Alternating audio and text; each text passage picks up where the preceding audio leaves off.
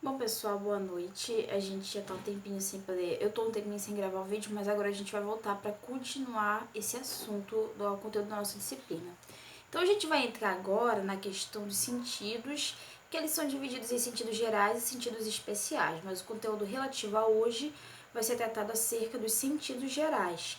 Então, quando a gente falou nas aulas anteriores, desde as presenciais até as que foram por videoaula, a gente falou muito, a gente entendeu muito esse processo da questão das sinapses, da informação, dela indo desde a periferia para a região central e da central para a periferia, para que a gente possa gerar todos esses resultados, movimentação, contração, liberação de hormônio, tudo que é necessário para poder a gente fazer a movimentação e executar alguma atividade do nosso corpo. Então, continuando nisso, a gente vai entender agora todos os fatores que levam a gente a ter esse tipo de reação, esse tipo de atividade cerebral. Que para que a gente possa executar alguma coisa, um movimento, um reconhecimento, a gente precisa ter um conhecimento acerca daquilo que a gente está tendo contato. E para isso a gente vai trabalhar aqui acerca desses sentidos gerais, para entender desde os mais básicos até os mais especiais, os que são mais trabalhados. Toda essa questão que a gente tem da nosso envolvimento com o mundo externo, para que esse mundo externo possa levar essas informações até o nosso sistema nervoso central, para que então a gente possa codificar, interpretar e agir conforme a necessidade, ok? Então, começando aqui, como eu já falei, os slides aqui embaixo, a gente começa falando sobre o termo de sensibilidade, que ele refere-se à consciência das condições externas ou internas do corpo, que é a propriedade de perceber as modificações do meio.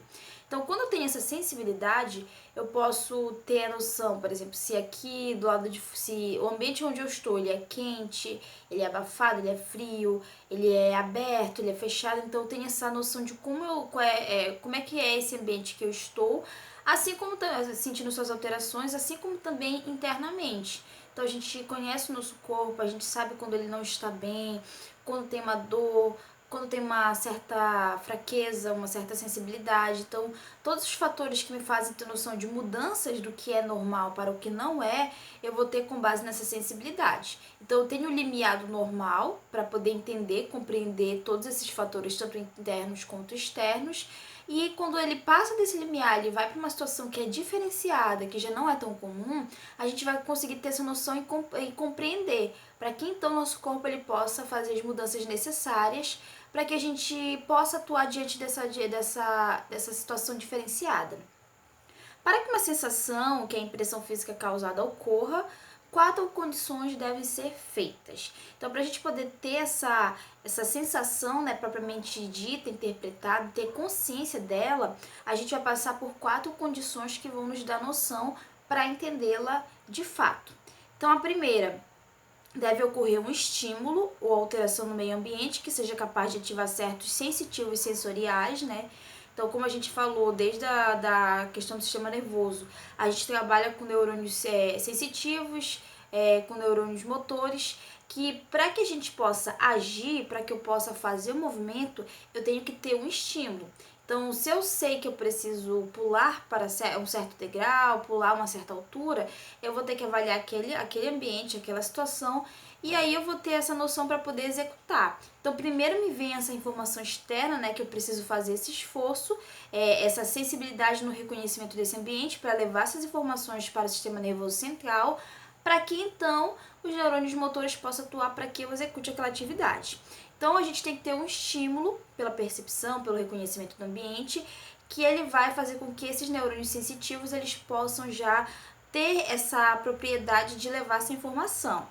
Segundo passo, aqui, segundo ponto que a gente tem em relação à sensibilidade, um receptor ou órgão dos sentidos deve captar o estímulo e convertê-lo em um impulso nervoso, que foi o que a gente falou bastante nas aulas anteriores, também é conhecido como potencial de ação, por meio de um potencial gerador.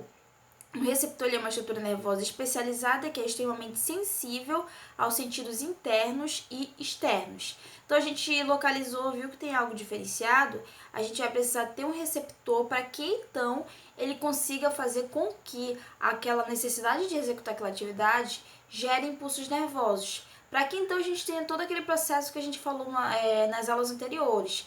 Todos os estímulos, eles vão cada vez mais sendo executados até que a gente possa gerar o potencial de ação, né, que esse estímulo ele alcance o limiar, que é o limiar mínimo, para poder gerar o potencial de ação e assim a gente poder executar essa atividade. O terceiro passo, o impulso nervoso ele deve ser conduzido ao longo de uma via nervosa do receptor para o encéfalo, né? Então a gente tem essa captação do meio externo para até o sistema nervoso central, para ele poder fazer todo esse processo de interpretação, de resposta. E por último, uma região do encéfalo deve receber integral o impulso nervoso, determinando a identificação da sensação. Então a gente tem essa informação chegando até lá, até o nosso cérebro, porém, conforme a questão da estrutura que vai fazer a sua identificação, que vai conduzir essas informações até o encéfalo, lá no nosso cérebro que a gente vai ter essa determinação do que é. Por exemplo, nós temos a possibilidade pelo tato de sentir as estruturas, sendo elas lisas, ásperas, polidas, porém não é o nosso tato de fato que é ele que define qual é aquela estrutura que eu estou tocando, como é que ela se encontra. Ele só é o meio pela qual eu vou levar essa informação, porque é o cérebro que ele vai codificar e vai definir se aquilo é áspero ou não, e é ele que vai dar esse julgamento desse fato, dessa estrutura que eu estou avaliando. Um estímulo de um receptor ele pode ser luz, calor, pressão, energia mecânica ou energia química.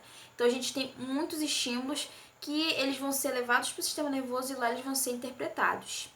Quando o estímulo adequado ele é aplicado ao receptor, ele responde alterando a permeabilidade de sua membrana aos íons pequenos. Isso resulta em uma alteração no potencial de repouso da membrana, denominada potencial gerador, que foi tudo aquilo que a gente viu, né, ao decorrer das aulas anteriores. A gente tem o nosso potencial de repouso, né, que conforme a gente tem esses estímulos externos chegando até o cérebro, eles vão fazer toda essa alteração nessa questão da locomoção desses íons, íon sódio, íon potássio, para que então essa mudança gere essa alteração da permeabilidade, fazendo com que a gente possa ter o potencial de ação sendo gerado mais à frente.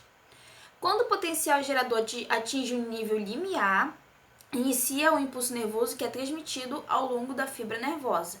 Então, é que nem quando eu falo nessa parte, eu lembro daquele gráfico que a gente tem, aquela estrutura que a gente tem ao limiar, a gente tem algumas linhas definindo o tanto que a gente deve gerar de estímulos e até o ponto em que esse estímulo ele alcança esse limiar, que é no momento quando ele passa por esse limiar, que é o ponto que vai definir se há ou não esse impulso nervoso. Quando eu passo desse limiar, eu vou ter o processo do impulso nervoso sendo gerado. Então, por exemplo, eu posso ter muitos estímulos e mais estímulos, porém, ele tem que alcançar, cada vez mais vai crescendo, crescendo, crescendo, até ele chegar no meu limiar e então ocorrer todo o processo de impulso nervoso que vai propagar essa informação ao longo dos neurônios, até a possibilidade dele, até a questão dele sair essa propagação do sistema nervoso central, chegar ao sistema nervoso periférico e executar a atividade que a gente espera. A função de potencial gerador é converter um estímulo em um impulso nervoso.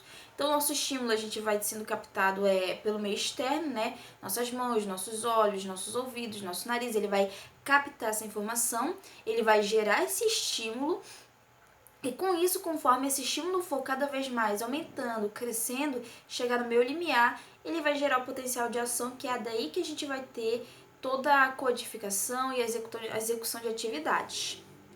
Os receptores variam em sua complexidade. O mais simples são as terminações dendríticas livres na pele, que são os receptores de dor, e outros estão alojados em órgãos complexos dos sentidos, como no olho. Independente da complexidade, todos os neurônios sensitivos, isolados ou em íntima associação com células especializadas de outros tecidos. Então, a gente vai ter neurônios sensitivos que vão variar de formas em formas. Agora a gente vai tratar especialmente dos gerais. Porém, conforme seu tipo, a gente vai ter uns que são mais simples, né? Seja estruturalmente, seja na questão de quantidade, localização na região corpórea, e outros que eles vão ter todo um processo mais especializado devido à sua função. Então, quando a gente fala desses receptores agora, que são gerais, eles são bem mais simples para a gente poder compreendê-los na sua funcionalidade. Um receptor ele converte um estímulo em um impulso nervoso e somente após o impulso ser conduzido a uma região da medula espinhal ou do encéfalo, ele poderá ser integrado, determinando a identificação da sensação. Então, ele vai precisar levar, né, a gente vai ter esse impulso nervoso conduzido àquela área que é relativa à questão da identificação do que a gente está tendo contato. Então, esse impulso nervoso vai se propagando até ele chegar na área do encéfalo em que é determinado pela codificação e pelo reconhecimento desse estímulo. Então, quando a gente falou anteriormente, a gente viu toda a anatomia da estrutura do encéfalo, a gente notou que tem áreas que são relativas à fala, que são relativas à visão, outras são relativas ao equilíbrio, à memória. Então, cada parte do cérebro, ele vai ter um ponto relativo específico para alguma função do nosso corpo. Então, esses impulsos nervosos, eles vão sendo cada vez mais propagados, né? Eles vão seguir por toda essa teia de milhões e milhões de neurônios até eles chegarem nesse local, seja ele do sistema nervoso central, né? Então, ele vai chegar na sua área específica do cérebro, ou também seja ele na questão do sistema nervoso periférico. No momento em que ele chega nesse local aí, é então que a gente vai ter a determinação do que a gente está sentindo desse estímulo que a gente está tendo no meio externo. Então, por exemplo, eu estou sentindo um perfume, porém, quando a gente tem esse contato com esse aroma, né, desse perfume, a gente só vai conseguir definir que ele é um perfume em si quando toda essa informação que foi levada para o cérebro chegue nessa parte relacionada à detecção do olfato desses odores relativos ao nariz, né? Então a gente vai ter esse reconhecimento do nosso cérebro para poder então definir se é odor, se ele é perfume, é o aroma de comida, de alguma coisa, e eu vou ter então essa determinação. A natureza da sensação e o tipo de reação gerada variam com a parte do sistema nervoso central em que a sensação é integrada. Então, cada parte do sistema nervoso ele vai ter um pontinho especial relativo àquilo que eu vou ter de sensação, de estímulo para poder captar. Como foi bem dito aqui no slide anterior, eu posso ter estímulos que eles possam ser de luz, né? Então, eu vou reconhecer a questão de uma luz, de uma escuridão, de um ambiente que está mais claro, mais escuro, do calor do ambiente, que eu vou perceber que se ele está mais abafado, está quente, está gélido, a pressão, seja ela aquela pressãozinha quando a gente aperta, ou uma pressão mais forte, intensa, que pode machucar, energia mecânica, energia química, então, tudo aquilo que eu estou vivenciando, tudo aquilo que eu estou tendo de contato, eu vou ter a parte específica desse tipo de ação, de estímulo que eu estou tendo agora, ele vai ter uma parte do cérebro que vai gerar esse reconhecimento e essa definição daquilo que eu estou sentindo, para saber se é uma questão mais delicada, por exemplo, se for a pressão, algo mais delicado, algo mais intenso, duradouro e por aí vai, ok? Então, a gente vai ver esse restante de conteúdo no próximo vídeo.